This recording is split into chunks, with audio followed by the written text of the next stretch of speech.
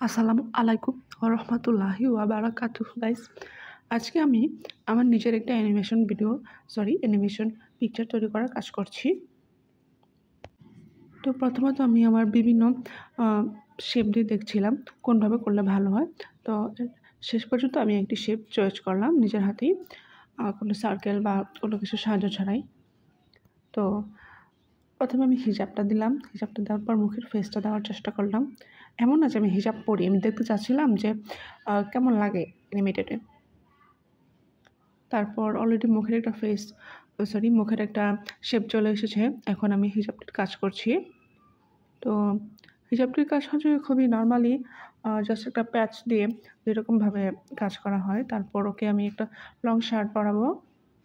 তো লং শার্টের কাজও প্রায় হয়ে গিয়েছে। তারপর হিজাবের মাঝে কিছু ভাঁজের কাজ করতেছি। আর তারপর এই কাজটার মধ্যে থাকবে আমার যে হবি আর্ট করা, সেই আর্টের একটা বিষয় থাকবে এখানে। তো হাতের মাঝে ও মানে ইজাল, বা এটাকে তো ইজাল বলা হয় না, ডানকি বলা হয়।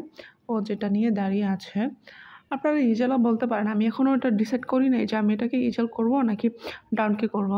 তো এটার জন্য আপনাদের পরবর্তী ভিডিওতে দেখতে হবে আর কি।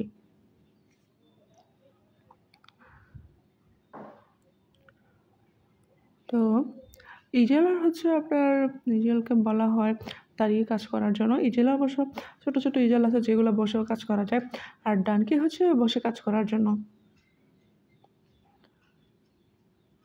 তারপর আমি চশমা দিয়ে দেখছিলাম এখানে চশমা দিলে কেমন লাগবে, কিন্তু চশমা যেভাবে দিচ্ছিলাম কোনোভাবেই চশমাটা ভালো লাগছিল না। শেষ পর্যন্ত আমি একটা চয়েস করেছিলাম, কিন্তু সেটাও খুব একটা সুইটেবল মনে হচ্ছিল না আমার কাছে, তাই আমি সেটাও ক্যান্সেল করে দিয়েছিলাম। তো এই পর্যন্তই।